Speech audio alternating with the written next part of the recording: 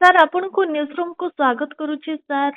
ବର୍ତ୍ତମାନ ସମୟରେ ଯେଭଳି ଭାବେ ଶୀତ ରାଜ୍ୟରୁ ଓହରି ଯାଇଛି କହିଲେ ଚଳିବ, କିନ୍ତୁ ବର୍ତ୍ତମାନ ସମୟରେ ଯାହା ସ୍ଥାନେ ସ୍ଥାନେ କୁହୁଡ଼ି କଣ୍ଡିସନ ଦେଖିବାକୁ ମିଳୁଛି। କିନ୍ତୁ ଆଜି ରାଜଧାନୀ ଭୁବନେଶ୍ୱର କଥା ଯଦି କହିବା, ଅ, କୁହୁଡ଼ି ମଧ୍ୟ ହୋଇନାହିଁ କି ଶୀତ ମଧ୍ୟ ଆଗ ଭଳି ଆଉ ହେଉନାହିଁ। କଣ କହିବେ ବର୍ତ୍ତମାନର ଅପଡେଟକୁ ନେଇ ସାର୍? ନମସ୍କାର। ବର୍ତ୍ତମାନ ଆମର ଯୋଉ ଶୀତ କଣ୍ଡିସନ ଯୋଉ ଆମର ଜାନୁଆରୀ 17ରୁ 22 ଥିଲା, ତାପରେ ଆଉ ଶୀତ ନାହିଁ। ଧୀରେ ଧୀରେ ବର୍ତ୍ତମାନ ଆପଣ ଉଷୁମ ଟିକେ ଗରମ କଣ୍ଡିସନ ଆଡକୁ ଯାଉଛନ୍ତି। ଯୋଉ କୁହୁଡି କଥା କହିଲେ, ଆମର ଯଦିଓ ଆମର ଭୁବନେଶ୍ୱର ରାଜଧାନୀରେ ନାହିଁ, କିନ୍ତୁ ଆଭ୍ୟନ୍ତରୀଣ ଜିଲ୍ଲା ମାନଙ୍କରେ ଯେମିତି ଆପଣ ଦେଖିବେ କୋରାପୁଟ, ତାପରେ ନବରଙ୍ଗପୁର, ଆଉ କିଛିଟା ଉତ୍ତର ଉପକୂଳବର୍ତ୍ତୀ ଜିଲ୍ଲା ଭଦ୍ରକ, ତାପରେ ଆମର କଟକ, ଯାଜପୁର, ଜଗତସିଂହପୁର, ଇଭେନ୍ ଗଞ୍ଜାମ, ଅନୁଗୁଳ, ଆଜ୍ଞା ଢେଙ୍କାନାଳ, କେଉଁଝର ଗୋଟେ ବଡ ଏରିଆରେ ରହୁଛି। ଆଜି ବି ସକାଳେ କୁହୁଡି ଅଛି। ଆଉ କୁହୁଡିର ସମସ୍ୟାଟା ଆପଣ ନେଇକି ଚାଲନ୍ତୁ ଆଉ 10 ଦିନ, ଆଜ୍ଞା ମଧ୍ୟଭାଗ ଫେବୃଆରୀ 10 ପର୍ଯ୍ୟନ୍ତ ମତେ ଲାଗୁଛି ଟିକେ ଘନ କୁହୁଡିର ମାନେ ରହିବ ପ୍ରଭାବ ଉପକୂଳବର୍ତ୍ତୀରେ ଆଉ ଆଭ୍ୟନ୍ତରୀଣରେ। କାରଣ ଆଜ୍ଞା ଗୁରୁଚାପ କ୍ଷେତ୍ର ଆମର ଯୋଉ ବଙ୍ଗୋପସାଗର ଅଛି, ସେ ପ୍ରବଳ ମାତ୍ରାରେ ଆମର ଜଳୀୟ ବାଷ୍ପପୂର୍ଣ୍ଣ ବାୟୁ ଓଡିଶା ଆଡକୁ ଆଣୁଛି। ସେଥିପାଇଁ ଆପଣ ଦେଖିବେ ଆଂଶିକ ମେଘୁଆ ବି ରହୁଛି ଆମର ଆକାଶ। 9ଟା 10ଟା ବାଜିଯିବ, ସେତେବେଳେ ଟିକେ ଆକାଶ ଫିଟିଯିବ, କିନ୍ତୁ ପୁଣି କାଲି ବି ଦେଖିବେ ଟିକେ ସେମିତି ଆଂଶିକ ମେଘୁଆ ରହିବ। କିନ୍ତୁ ଆମେ ଗୋଟେ ଓଭରଅଲ ପରିପ୍ରେକ୍ଷୀରେ ଆମେ ବର୍ତ୍ତମାନ ଗରମ କଣ୍ଡିସନରେ ବର୍ତ୍ତମାନ ରହିବା। 31ରୁ ନେଇକି ଆପଣ ଚଳନ୍ତୁ 5-6 ପର୍ଯ୍ୟନ୍ତ ଗୋଟେ ସକ୍ରିୟ ଗରମ ବାତାବରଣରେ। ରାତି ତାପମାତ୍ରା, ସର୍ବନିମ୍ନ ସର୍ବୋଚ୍ଚ ତାପମାତ୍ରା, ଆଉ ଓଡିଶା ସହିତ କେନ୍ଦ୍ରୀୟ ଭାରତର ଅନ୍ୟ ରାଜ୍ୟ ମାନେ ବି ସେଥିରେ ଅନ୍ତର୍ଭୁକ୍ତ। ଆଉ ମତେ ଲାଗୁଛି ପଶ୍ଚିମ ଓଡିଶାରେ ଟିକେ ପ୍ରଭାବଟା ଅଧିକା ରହିବ ଆଜ୍ଞା। ତୁଳନାତ୍ମକ ଭାବରେ ଉପକୂଳବର୍ତ୍ତୀ ଓଡିଶାର। ତେବେ ସାର୍, କିଛି ଭିଉଅର୍ସ ମାନଙ୍କର କିଛି ପ୍ରଶ୍ନ ରହିଛି, ବର୍ତ୍ତମାନ ମୁଁ ଆପଣଙ୍କୁ ପଚାରିବା ପାଇଁ ଚାହିଁବି। ପ୍ରଥମ ପ୍ରଶ୍ନ ହେଉଛି, ଏପ୍ରିଲ ଆଉ ମେ ରେ କାଳ ବୈଶାଖୀ ରେନ୍ ଭଲ ହେବ ତ? ଆମେ ଜାନୁଆରୀରେ ଅଛୁ, ଏପ୍ରିଲ ମେ ଟିକେ ଦୂର, ଆଜ୍ଞା ଅଲମୋଷ୍ଟ 2 ମାସ ଦୂରରେ ଅଛୁ ଆମେ। କିନ୍ତୁ ଆପଣ ଯେତେବେଳେ ପ୍ରଶାନ୍ତ ମହାସାଗରରେ ଲାନିନାର ଅବସ୍ଥିତି ଥାଏ, ଆମେ ଯୋଉ ଆର ବର୍ଷ ଇଲିନୋ କଣ୍ଡିସନରେ ଥିଲୁ, ବହୁତ ଗରମ ହେଇଥିଲା। 2.5-3 ମାସ ଆମେ ଗରମରେ ହିଟ୍ ୱେଭ୍ କଣ୍ଡିସନ ରହିଥିଲୁ। ମତେ ଲାଗୁଛି ସେ ଅବସ୍ଥା ଏଥର ଆସିବନି। କିନ୍ତୁ ଯୋଉ କାଳ ବୈଶାଖୀର ପ୍ରଭାବଟା ଯୋଉ ଆମର ଯୋଉ ଟ୍ରାଡିସନାଲି ଏପ୍ରିଲ ଆଉ ମେ, ଏଇ ଯୋଉ 2ଟା ମାସରେ ଆସିଥାଏ, ମତେ ଲାଗୁଛି ଏଥର ଗୋଟେ କାଳ ବୈଶାଖୀ ରହିପାରେ। କିନ୍ତୁ ଆମକୁ ତାର ସଠିକ ସ୍ପଷ୍ଟ ବିବରଣୀ ପାଇଁକି ଆଉ ଟିକେ ଅପେକ୍ଷା କରିବ। କିନ୍ତୁ ମତେ ଏଥର ଲାଗୁଛି ଯେ ଆର ବର୍ଷ ଯେମିତି ପଶ୍ଚିମା ଝଡ଼ ଆଉ କାଳ ବୈଶାଖୀ ଜମା ନଥିଲା, ଏ ବର୍ଷ କିନ୍ତୁ ରହିବାର ମତେ ଆଶା ଲାଗୁଛି। କାରଣ ଲାନିନା କଣ୍ଡିସନ ବର୍ତ୍ତମାନ ସକ୍ରିୟ ଅଛି, ଯୋଉଟା ଏପ୍ରିଲ ପର୍ଯ୍ୟନ୍ତ ରହିବାର ବି ସମ୍ଭାବନା ଅଛି। ସାର୍, ଆଉ ଗୋଟେ କ୍ୱେଶ୍ଚିନ୍ ରହିଛି। ବର୍ତ୍ତମାନ ସମୟରେ ସବୁ ପରିସ୍ଥିତି ଠିକ୍ ରହିଛି, ଠିକ୍ ଥାଇ ମଧ୍ୟ କାହିଁକି ଆଗ ଭଳି ଆଉ କାଳବୈଶାଖୀ ବିସ୍ତୃତି ବର୍ଷା ହେଉନାହିଁ? କାଳ ବୈଶାଖୀ ଯୋଉ ଆମର ଯୋଉ ବର୍ଷା ହୁଏ, ତା ପାଇଁ ଗୋଟେ ବାତାବରଣ ସୃଷ୍ଟି ଦରକାର। ଯେମିତି ମୁଁ କହିଲି, ଆପଣଙ୍କର ସ୍ଥଳଭାଗ ଉତ୍ତପ୍ତ ରହିବା ଦରକାର। ଆପଣ କହିବେ 2024 ମସିହାରେ ତ ସମ୍ପୂର୍ଣ୍ଣ ଗରମ ରହିଲା, ସ୍ଥଳଭାଗ ତ ଉତ୍ତପ୍ତ ରହିଲା।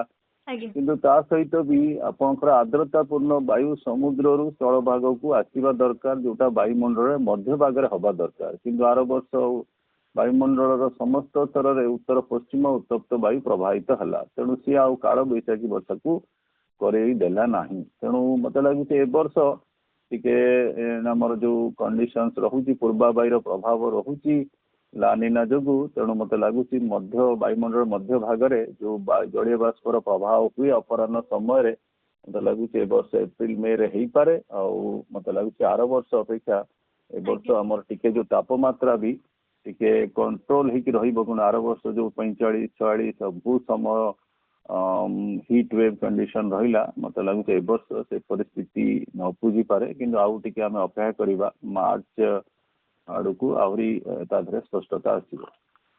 ସାର୍, ଅନେକ ସମୟରେ ଆପଣ ଦେଖିଥିବେ କିଛି କିଛି ସ୍ଥାନରେ ଘନ କୁହୁଡ଼ି ଦେଖିବାକୁ ମିଳୁଥିବ, କିନ୍ତୁ ତାଠୁ ଟିକେ ଦୂରରେ ଆପଣ ଦେଖିବାକୁ ପାଇବେ ଯେ ଆଂଶିକ ଭାବେ କୁହୁଡ଼ି, କି ଆଉ କିଛି ସ୍ଥାନରେ ବିଲକୁଲ କୁହୁଡ଼ି କଣ୍ଡିସନ ଦେଖିବାକୁ ମିଳିବନି। ଏମିତି କାହିଁକି ହୁଏ?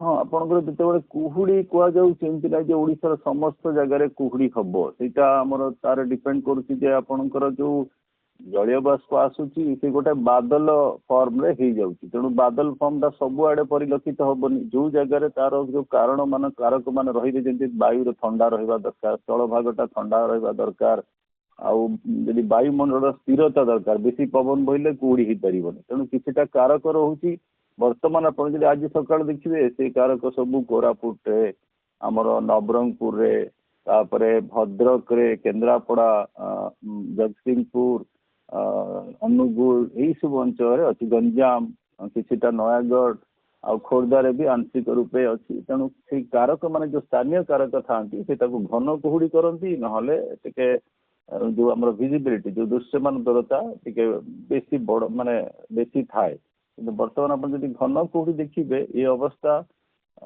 उपकूलवर्ती अंचल किछिटा आभ्यंतरीण अंचल ये 10 तारीख पर्यंत कारण वायुर चलन रहुची तो राति मध्य माने 12टा गोटे ठू नहीं जो सकाळ 7:30 9टा समय सीमा रहुची आपनकर कुहुड़ी प्रभाव किंतु कमिबो बढ़िबो देखिए 3 तारीख दिन आपन देखिए उपकूलवर्ती हो कि संपूर्ण ओडिशा हो कुहुड़ी कंडीशन बहुत कमी जीवो कि 4 पर पुणी से प्रभावटा देखा मत लगे 10 पर्यंत ये अवस्था ऑफ एंड ऑन रे चलिबो किंतु कुहुड़ीटा रहिबो।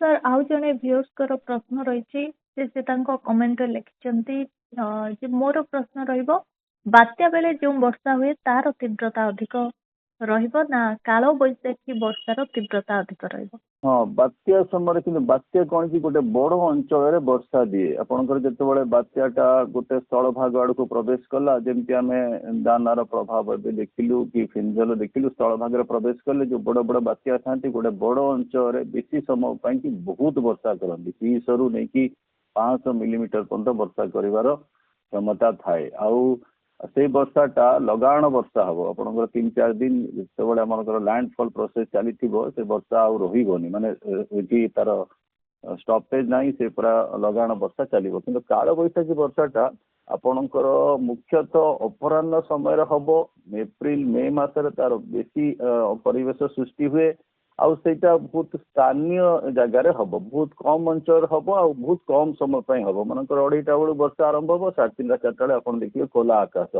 सकालू देखिए एकदम गरम थी तेणु काल बैशाखी जो वर्षार मात्राटा बहुत कम रहे कि बेले बेले काल बैशाखी भी अधिका वर्षा दे पारे किंतु जदि आप गोटे तुलनात्मक भाव में ने बात्यार वर्षाटा बहुत अधिका थाए तार पुणी कैटेगरी अच्छी कौ कैटेगरी बात्या किंतु काल बैशाखीटा स्थानीय बहुत अल्प जगार वर्षा हुए किंतु अल्प समय वर्षा हुए आईटा अपराह्न समय जोटा आम मनसून आसवा पूर्व से समय ही वर्षा हुए तार अंचलटा फिक्स काल बैशाखी आम जो मुख्यतः ओडिशा छत्तीसगढ़ बिहार झारखंड पश्चिम बंग उत्तर पूर्व उत्तर प्रदेश ये अंचलटार बेसी काल बैशाखी वर्षा हुए किंतु बात्या कौन जगह भी जाइए वर्षा कर पारिबो। सर आउ जनकर क्वेश्चन रही ए ईयर रे लानिना कंडीशन केमती रहबो ए क्वेश्चन मध्य पूर्व आपण कहि सचंती आउ जने कमेंट करचंती जाकि आपण हाँ आम काली भी आलोचना काली भी आलोचना करूँ लानिना वर्तमान गोटे दुर्बल लानिना वर्तमान परिवेश प्रशांत महासागर अच्छी जदि आम लानिनार आख्या दि जाए जदि समुद्र प्रशांत महासागर जो तापमात्राटा -0.5 रु तलू रहिले गोटे भल लानिना बोली सेटा परिगणित कर जाए अबिका जदिओ तार लानिनार सबू लक्षण अच्छी किंतु तार जो समुद्र तापमात्राटा से थ्रेशोल्ड को पहुंचनी से आम दुर्बल लानिना प्रभाव आउ ए प्रभावटा अल्प समय रहिबो धरंतु जानुआरी आरंभ होईची मार्च सुधा से बहुत दुर्बल होईकी साधारण फेज को आम जो कहूँ न्यूट्रल फेज को आसी जाई पारे किंतु जेहेतु से कंडीशनटा प्रशांत महासागर रुहे आमर भारत महाद्वीप उपरे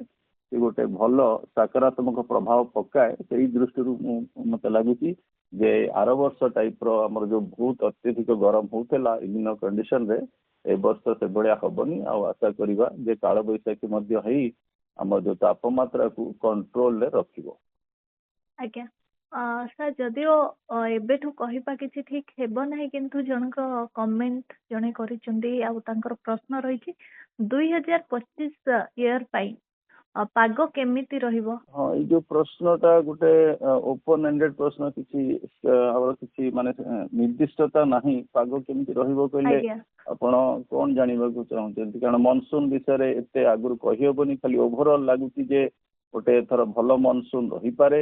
ଯେମିତି କାଳବୈଶାଖୀ କଥା ଅଲରେଡି ଆମେ ଡିସକସ କରିସାରିଛୁ ବିଶ୍ଳେଷଣରେ, ଯେ ବର୍ତ୍ତମାନ ସଠିକ ରୂପେ, କାରଣ କାଳବୈଶାଖୀଟା ବହୁତ ହାଇ ଫ୍ରିକ୍ୱେନ୍ସି ଇଭେଣ୍ଟ, ଆପଣ 2 ମାସ ଆଗରୁ କହିପାରିବେନି, କିନ୍ତୁ ମୋଟାମୋଟି ଗୋଟେ ବଡ ଲାର୍ଜର ସ୍କେଲ କଣ୍ଡିସନ ଆପଣ କହିବେ ଯେ ଏଥର ବାୟୁମଣ୍ଡଳ ପରିସ୍ଥିତିଟା ଆର ବର୍ଷ ଭଳିଆ ହବନି, ତେଣୁ ମେ ଆଉ ଏପ୍ରିଲରେ ରହିପାରେ କାଳବୈଶାଖୀ, କି ଜୁନ ମାସରେ ଟିକେ କାଳବୈଶାଖୀ ରହିପାରେ।